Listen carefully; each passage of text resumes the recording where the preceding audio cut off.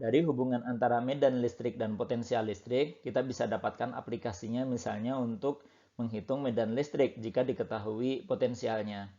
Misalnya seperti pada segmen-segmen sebelumnya, di mana kita dapatkan potensial listrik di titik P oleh suatu distribusi muatan batang.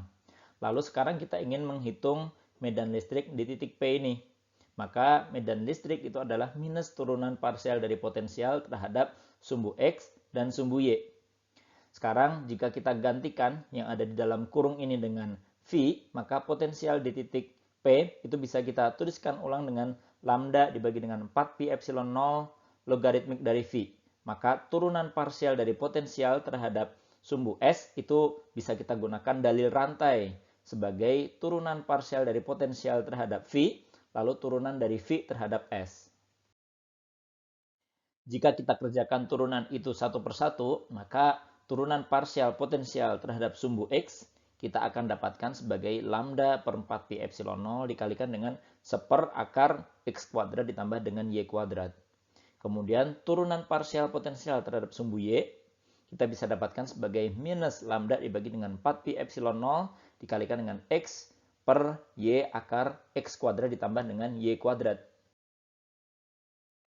Jika vektor medan listrik pada titik P ini kita tuliskan sebagai EX pada arah I ditambah dengan EY pada arah J, di mana EX itu adalah minus turunan parsial dari potensial terhadap sumbu X, dan EY-nya adalah minus turunan parsial dari potensial terhadap sumbu Y, maka kita bisa dapatkan komponen medan listrik pada arah X, yakni EX, itu sebagai minus lambda per 4pi epsilon 0 dikalikan dengan 1/4 akar X kuadrat ditambah Y kuadrat, di mana batas X itu mulai dari minus L aksen sampai dengan L dikurangi dengan L aksen.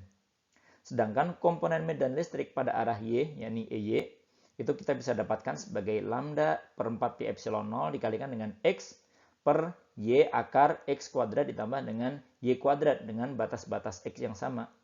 Ini adalah hasil yang persis sama dengan hasil yang diperoleh dari proses integrasi medan listrik menggunakan hukum Coulomb. Sebagai contoh berikutnya, kita akan menghitung medan listrik di titik P oleh suatu distribusi muatan listrik berbentuk cakram.